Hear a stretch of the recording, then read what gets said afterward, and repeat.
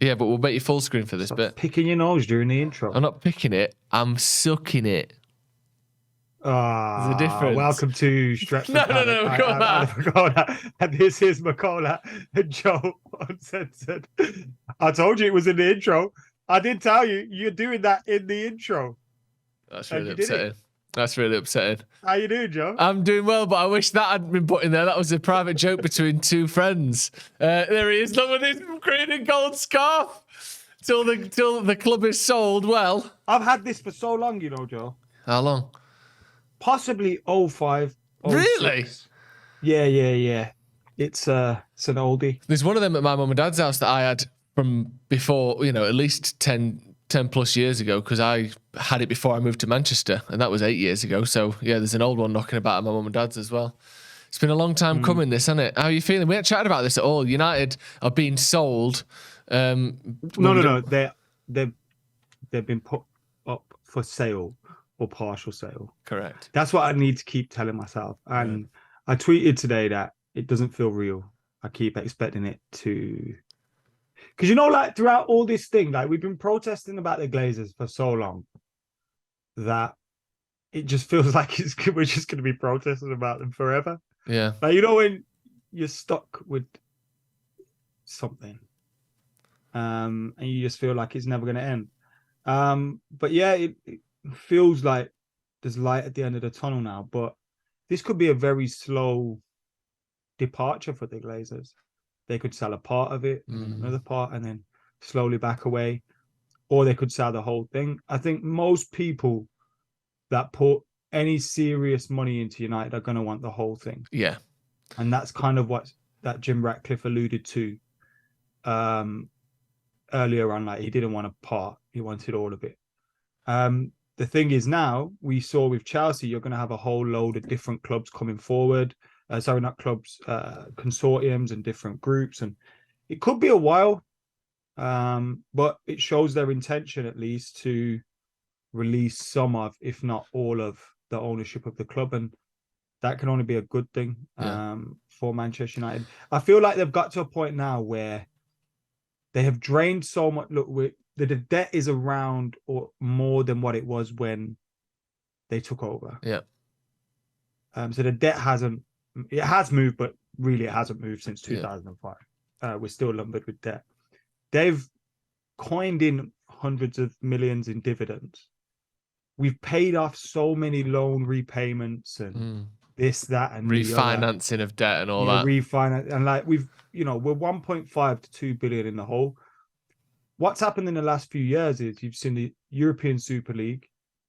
You've obviously always had a backdrop of them not being welcome at the club since they arrived, and continuous.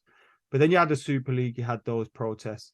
Now, the Super League is something that they would have looked at, Liverpool's owners would have looked at, and some of the other American guys looked at and thought, this is a way we can now just go, we can make stupid amounts of money. That got stopped.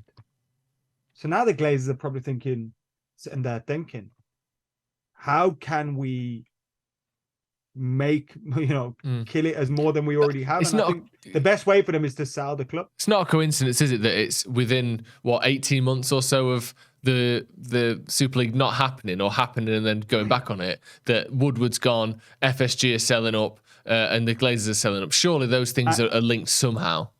Yes, and I think there's some people that have tweeted things in terms of Ronaldo and what he said, and I believe that could have had a impact, but it's not the impact that has this knock on, this immediate effect.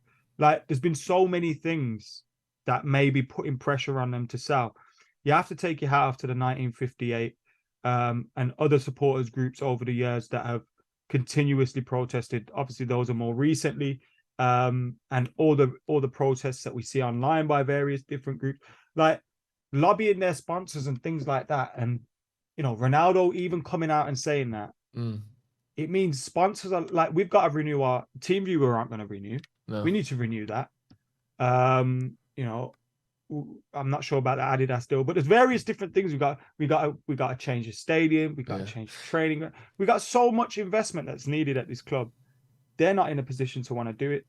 It does feel as though that they've let it get like just as bad as it can. We'll paper over the cracks with Old Trafford. We'll wait till it leaks and then we'll put a bit of plastic over the hole. We'll like wait till the training ground is being literally taken the piss out of by current players, and then we'll go before we have to spend hundreds of millions or billions on those things. It's like they've just waited as long as they possibly can, draining the last inch of like not even elite sort of level stadium, but you know, Old Trafford is now a stadium that wouldn't get picked for Champions League finals anymore.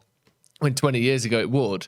They've let it go as bad as they can without the club value dipping, and now they're selling. They've waited for like the perfect time, really, haven't they?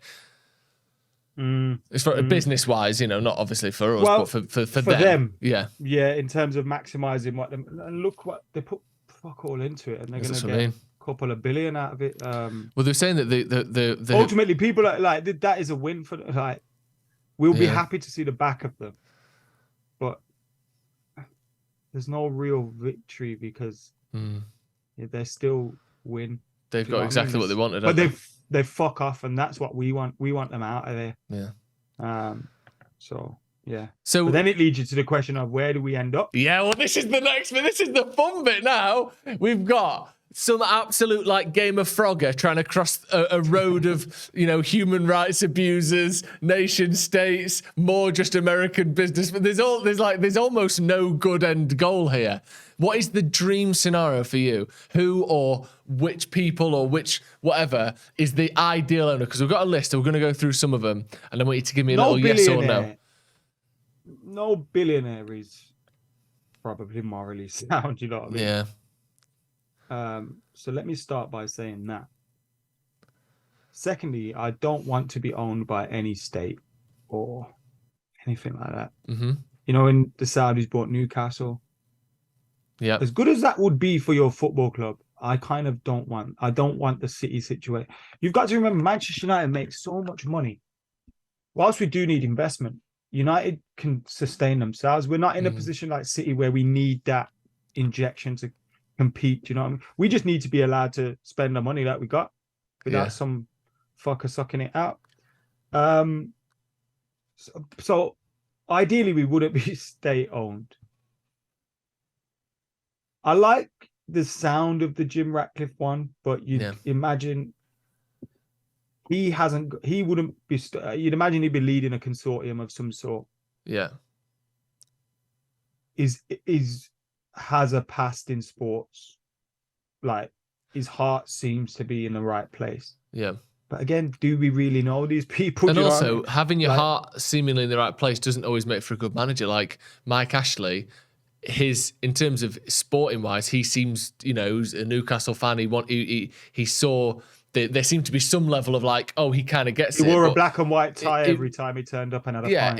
He wore a Newcastle shirt to start with. Then everyone was like, mate, this is terrible. Then he wore a black and white tie. Then everyone was like, no, just get rid. Like, sometimes the business acumen and the business procedures of the people still gets in the way of their support and fandom for a club. Because I think I was looking up Jim Ratcliffe at Nice, because I think Ineos or Ratcliffe own Nice, don't they, currently?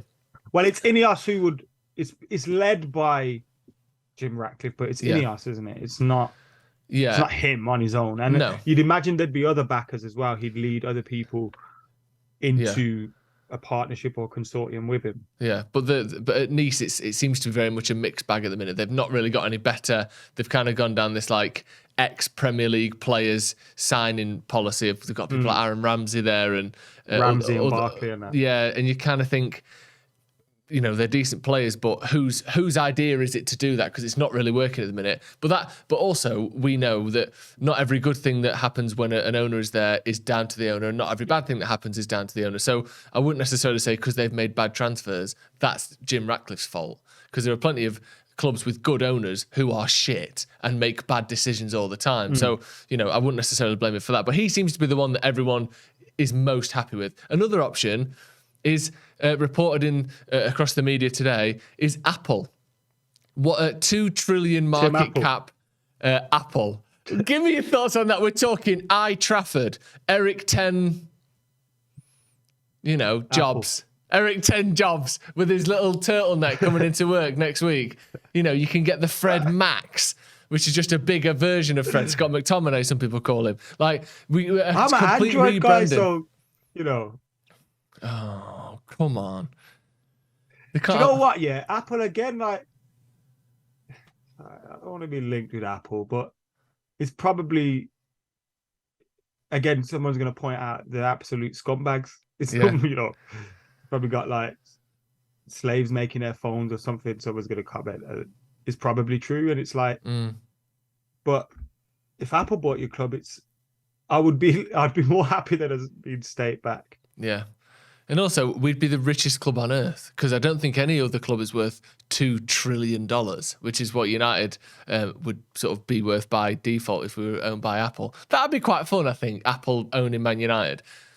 But then it's like, when I went to Barcelona and I seen like they're not owned by Spotify, but Spotify, they're basically Spotify's bitch now. Yeah. Because of the deal they're in. Yeah.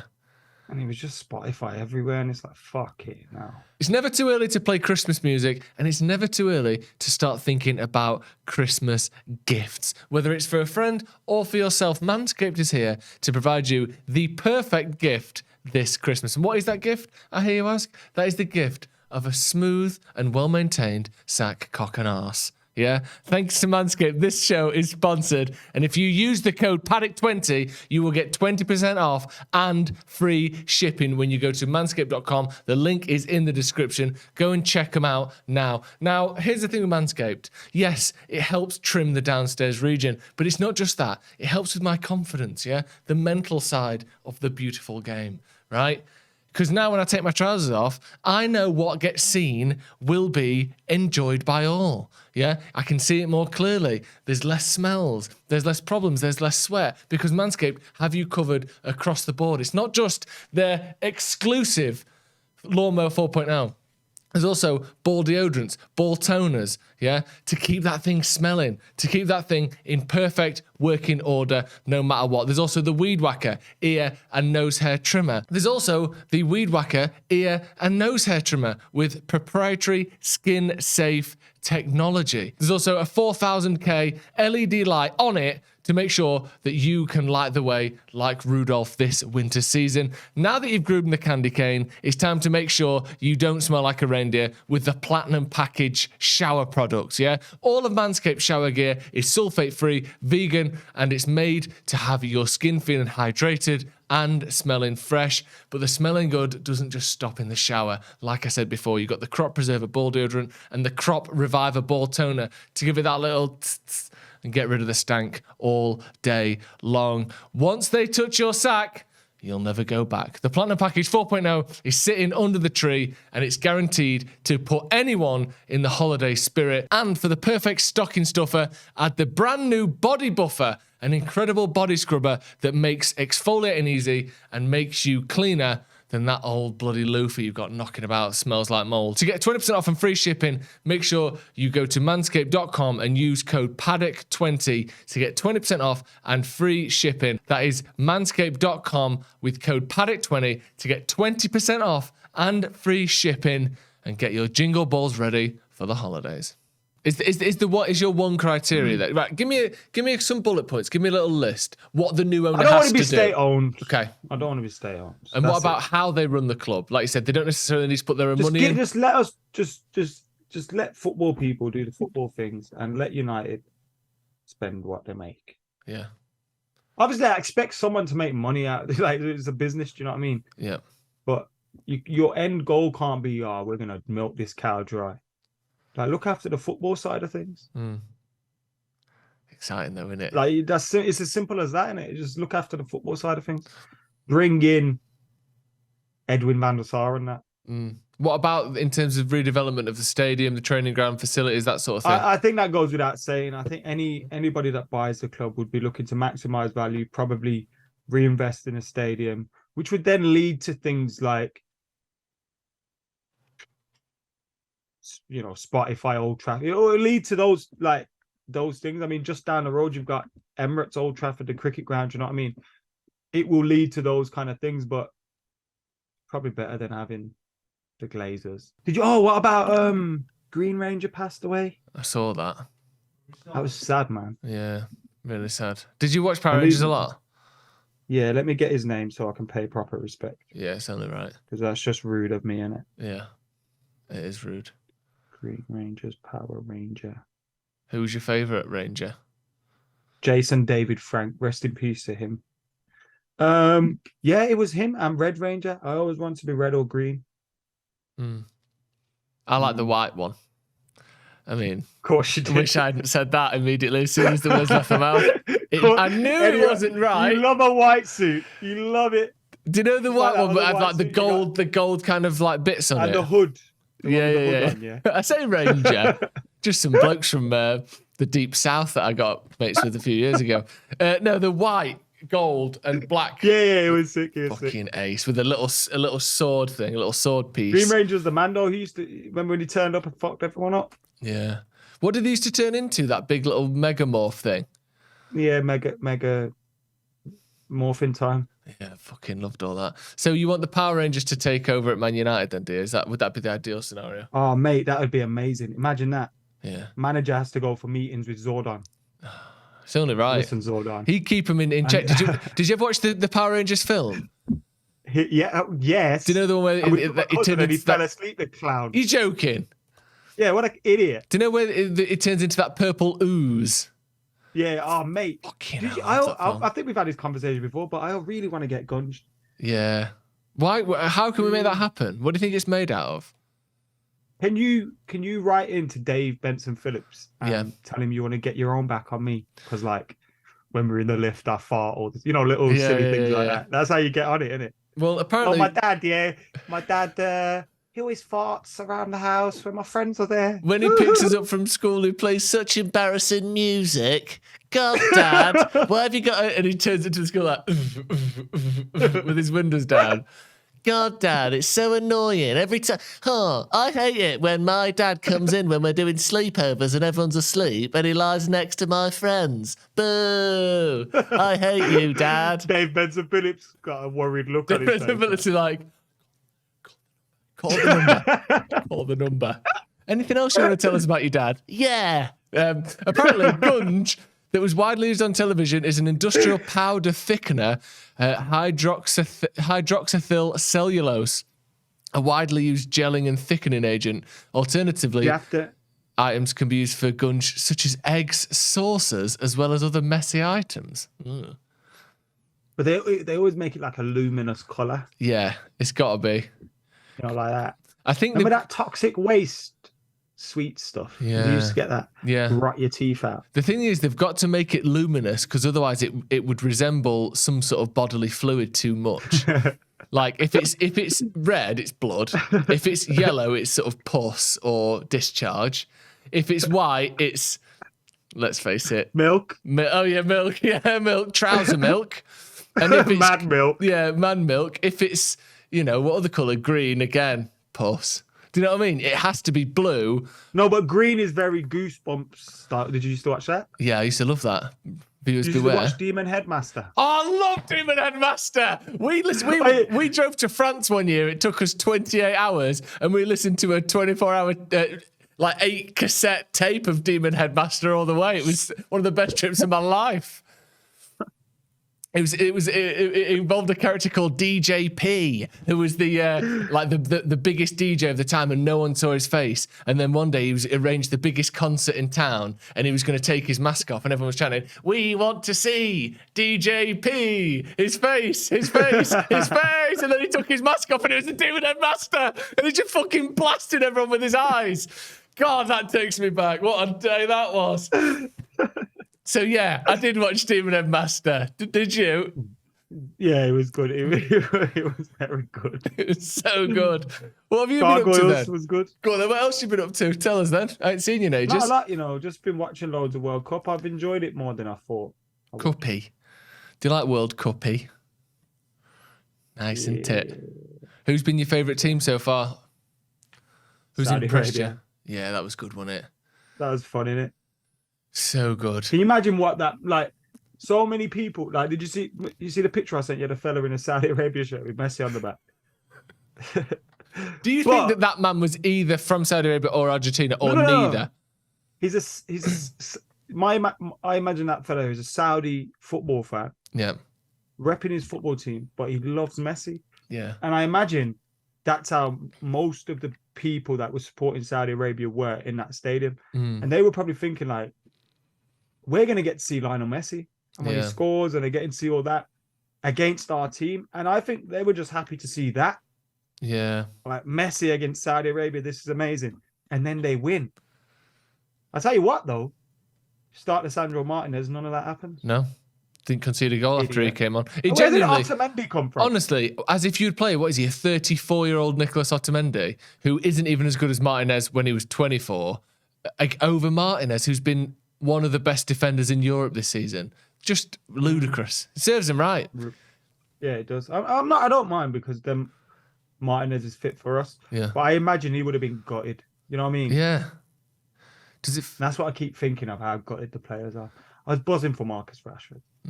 Yeah, me too. It was a good goal as well, wasn't it? Just like classic Rashford, that. Straight down the way. Yeah. Inside. And he had another one straight after. Yeah. Does it feel like a proper World Cup to you? Now it's started, yes, but I didn't get any of the vibes in the lead up. I didn't want it to start. I wanted to watch Man United. Yeah. And I still do keep looking at that date for Burnley. Keep thinking, oh, it's less than a month away now. Yeah. But yeah, I'm enjoying it now. It started. I've watched most, if not all, of the games. Yeah. Yeah, I'm enjoying it. So I think because I had no expectation, it's been good. Yeah. It's lived up to the hype. Although apparently... You know what? Yeah. Go on. I understand the hype around Qatar's issues. And I agree that we should draw attention to them. But I am finding a lot of hypocrisy with this World Cup. Like, I wouldn't take money from the Qatari state to promote them and that. Yeah. Like, I wouldn't do that. I'm not saying that's the right thing to do. I don't have a problem with people going over there to work. I think go over there. Like if I have an issue with what's going on in America, I still go and enjoy the country. Yeah. Do you know what I mean? If I literally pay tax into a government that I fucking hate, that are making disastrous decisions on a daily basis. Like, yeah. I still love this country. Do you know what I mean? You can still go to places that you disagree with what the government is doing. Yeah. Like, and you can still, I understand calling them out, but I hope when the World Cup in America comes around, that people continue to highlight the issues that are there. Yeah.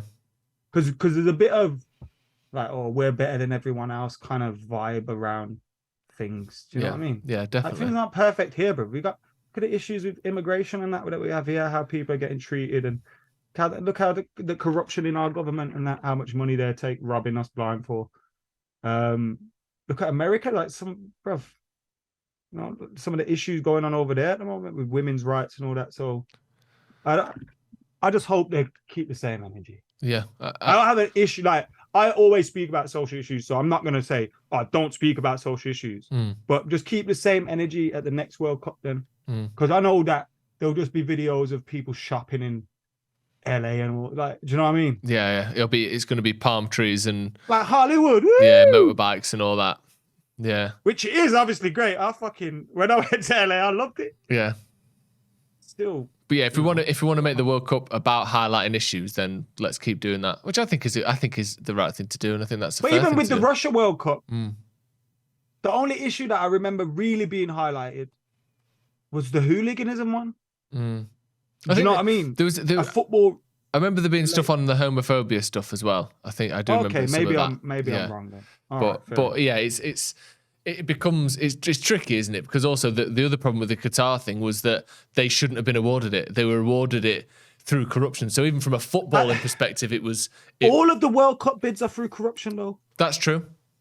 And again, 2 wrongs don't make a right. Yeah. But have you watched that FIFA documentary? It's good, actually. No, I haven't seen the one on Netflix. Yeah, most of the World Cups are by corruption. Yeah, I know. The Russian one was by corruption. Yeah. And I like when I was watching that Saudi Arabia game, I just thought that part of the world love football, man. Like you have to have a World Cup over there. You know what I mean? Yeah. At some point. Yeah. You kind of have to. Obviously, it'd be great if everywhere was just good vibes only and peaceful happiness and shit, but it's not, is it? No. just keep the same energy. Like, I don't have, basically, people are going to take this as me saying you shouldn't highlight the issues there. You should. Yeah. But just be consistent. Yeah. Fair enough. Should we talk about this Avram Glazer interview? Because he's done his Avram has done his first 2-camera interview since the whole. Oh, I mean, I'm going to. Why go don't he just cut his hair off, bro? What are you holding on to? I respect it. You think is that going to be you? You think if this bad boy wasn't back here, I wouldn't have this at the back? Think again, mate. I'm keeping it as long as I can, for as long as I can. So he was asked why now was the right time, and he used this phrasing that they keep using on the official statements. So all the journalists, the whole world sees this as they are willing, one of the options is to sell Man United. That seems to be the most favoured option at the moment. And he said, as we announced yesterday, the board went through a process and it has decided it is going to look at different strategic alternatives, and that's what we're doing.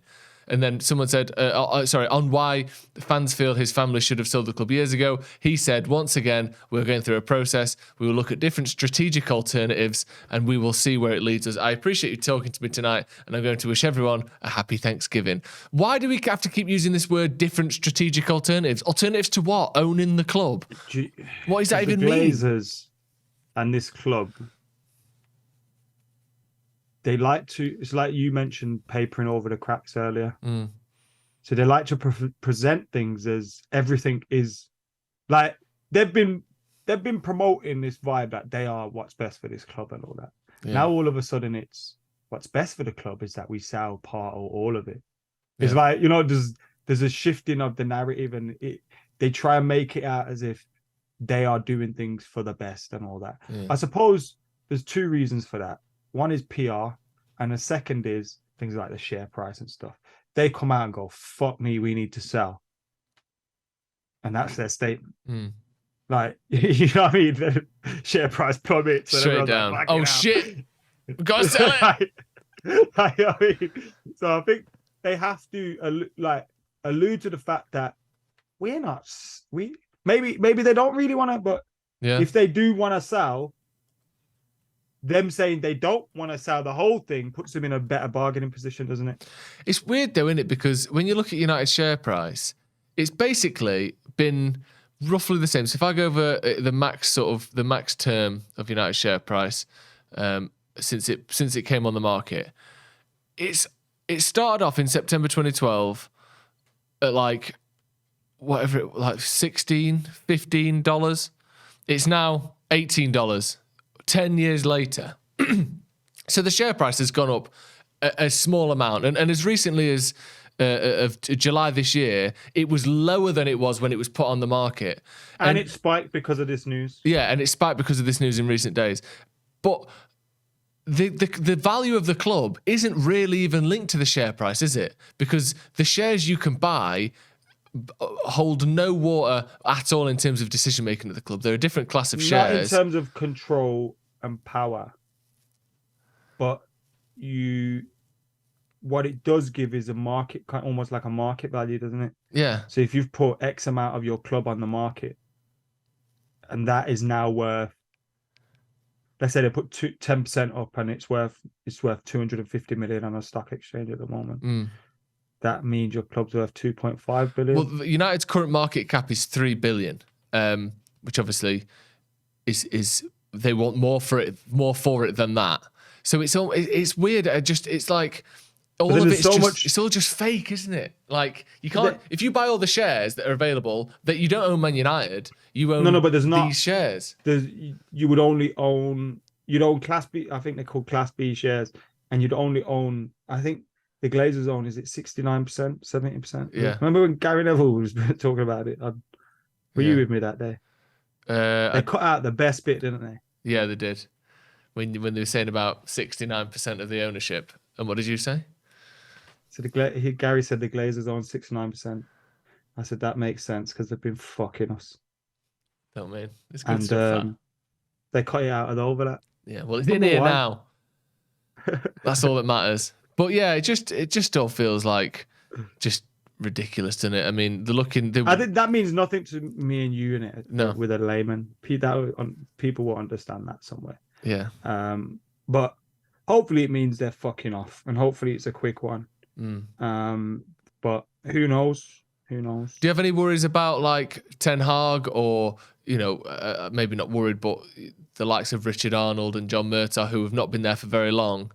We've seen with Todd Boehly at Chelsea that those things can change. Would you be concerned for Ten Hag's future? Do you think he's worried?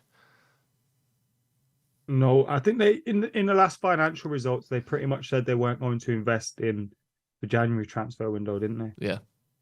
So I don't think it changes anything there. We weren't going to invest before. We're probably not going to invest now.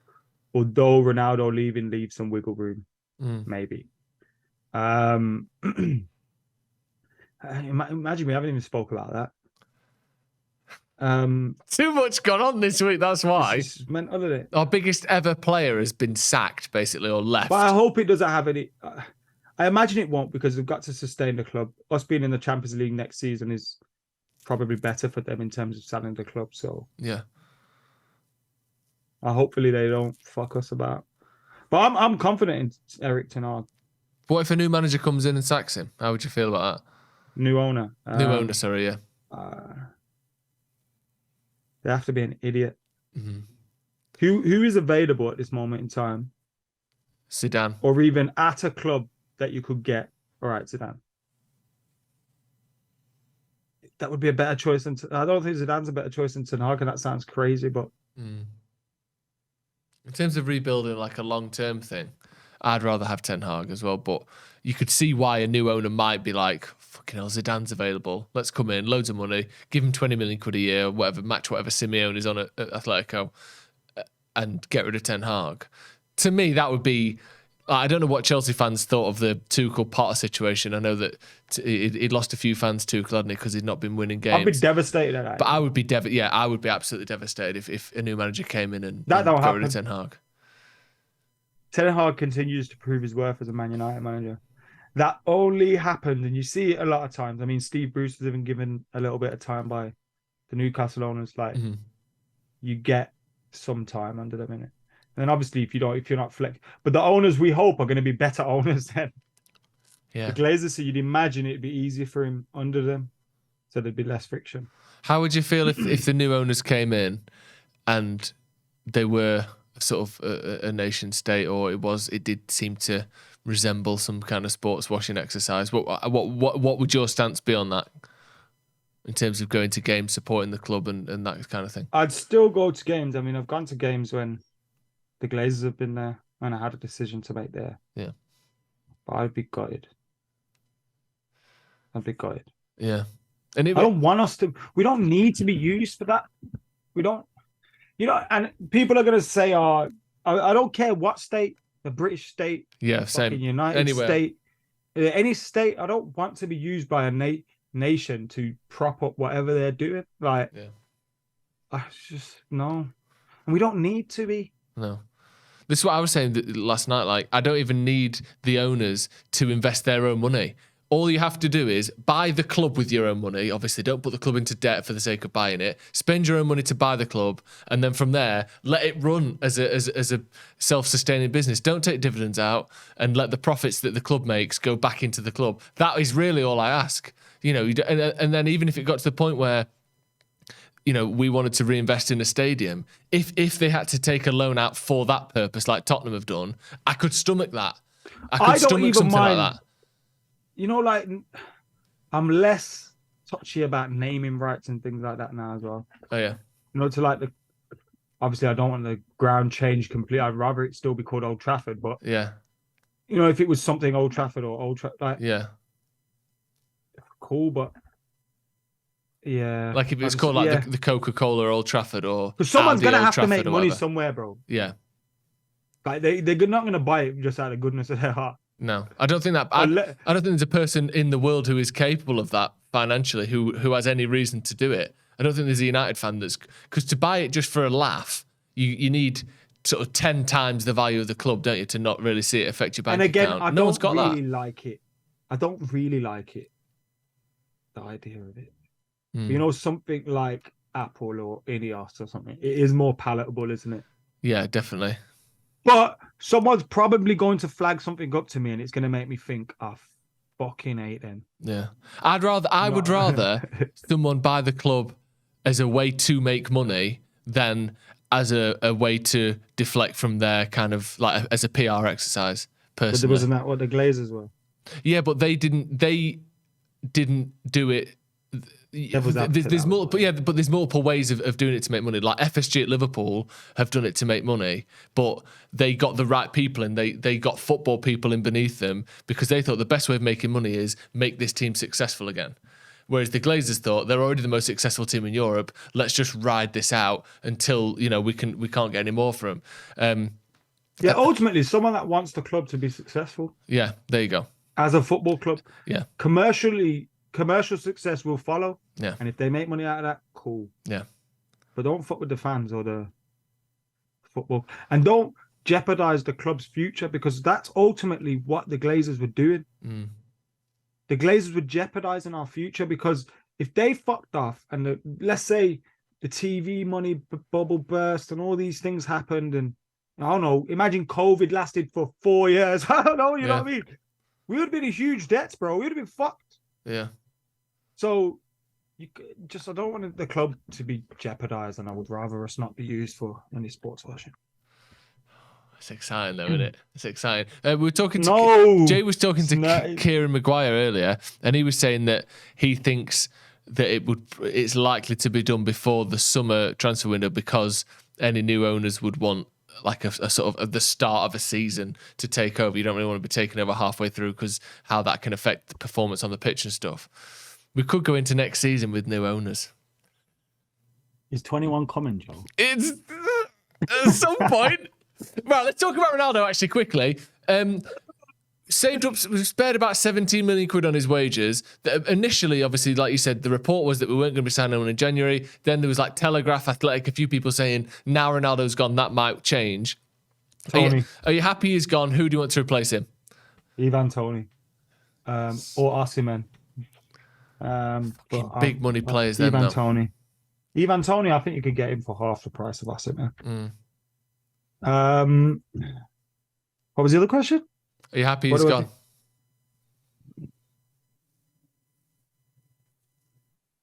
No. You know why? Because if I say I'm happy he's gone, that suggests I wanted this. I didn't want this to happen. I'm disappointed it's come to this. I'm disappointed this is the way it's ended. Yeah. But there was a part of me that is relieved, and we can focus on Ten Hag and we can focus on moving forward with him and the squad that we have. Yeah. It's the best thing for Ten Hag, best thing for Ronaldo. I don't think Ronaldo is a player that I want to see sat in the stands or sat in the under 23s. I think he deserves better than that. I think he's earned that with his career. But I think Ten Hag's earned the right to, and as the manager of Man United, he's earned the right to be able to say, no, I don't want that guy to play for me. And I think that's where he stood. So, yeah, it's ultimately ended the way I think everyone wanted it to end. This is what Ronaldo's goal was when he did the interview. I was glad he, called out the Glazers as well, but I'm not going to say that was, his reasons were anything anti-own. Like his reasons were purely selfish. Yeah. So, yeah, I'm not happy it's ended like this at all. He's an icon of mine, man. Same. I remember thinking, so his last goal for United was in the Europa League against Sheriff. I saw that goal and I saw his first goal against Portsmouth. Nice. And I've seen a lot along the way, and sad, isn't it? Ultimately, we'll remember the good times and we'll remember, the 07, 08, 09 Ronaldo, and we'll remember even last season. I watched the Spurs highlights the other day. Fucking hell, what a hat-trick. I know. I think as well, like you said, in a few years, it will be, you remember how great he was rather than focusing on the current or the recent stuff. In a year's time, United social media will be tossing him off again. Yeah, it will. And rightly so. No, but rightly so. But do you know what I mean? Like, we saw how they were with Ronaldo, and they'll get back to doing that. I think it's important that we protect our greats and protect our legends, and they kind of have to protect themselves as well a little bit. And he didn't do himself any favors, but That's life, man. Roy Keane left with a cloud over his know. head, and Van that was Nistelrooy, gutting. Beckham. Beckham, and I love those players still same. till this day. Just so obviously that's the Ronaldo side. Ronaldo's gone. What we're left with is Ten Hag and his decision making and what's left of the squad. Are you happy with how United handled it? Do you think Ten Hag and the rest of United did the right thing throughout this whole sort of going back to basically the Tottenham game where it refused to come on onwards? Is there anything they did wrong, or do you think he got it right? Perfectly. Yeah. One thing I don't know, and Ronaldo speaks in his interview, I think a lot of it is rubbish. Yeah. But he alludes to the fact that people within the club maybe didn't believe him about certain things or whatever. And I can understand being disappointed. So I can't comment on that because I haven't seen. But all the actions and the words I've heard from Erik ten Hag, he's handled it correctly. Mm-hmm. I think the club have handled it swiftly and correctly. Yeah. So yeah, I ultimately think it's been handled properly. That's good, isn't it? I like that because it feels like we're functioning properly. Yeah. Ten Hag is the manager. Yeah. And I think as well, and I'm not giving him tons of credit, but I think you have to give it some of the credit of that to Arnold and Murtaugh, because they seem to be staying out of the way more than we saw from Woodward. Certainly, Woodward wanted his name and his face to be all over everything. I feel like we're seeing a bit less of that. You know why I don't know? Because whilst we feel like Ronaldo wanted to leave in the summer and he maybe couldn't find someone to take him, was there an early reluctancy from United to sell him, and therefore Ten Hag's coming out saying, "Oh, I'm happy for him to be part of the squad," etc. You don't know, innit? Yeah, there could have been this ultimately could be their problem that they could have solved in the summer. Yeah, maybe. Yeah, you don't know exactly how things were dealt with, dear. And if they said to, and I get a feeling that inside Ronaldo's bitterness, there may be some truths that I disagree with him completely on Ten Hag. Yeah. But maybe there's some truths in there somewhere. Maybe there is. Right. I mean, this video started with me. What was I doing? Sucking my thumb after putting it up my nose. So I'd like you to end it by doing the same, please. Go on. We're in this together. No. Oh. I will end this by saying 21 is coming. 21 is coming. And I'll end it by saying, make sure you check out Manscaped. Link is in the description. Thank you again to them for sponsoring. Subscribe to Stretford Paddock. Thank you very much. Also, if you're in Dublin, yes, tell him.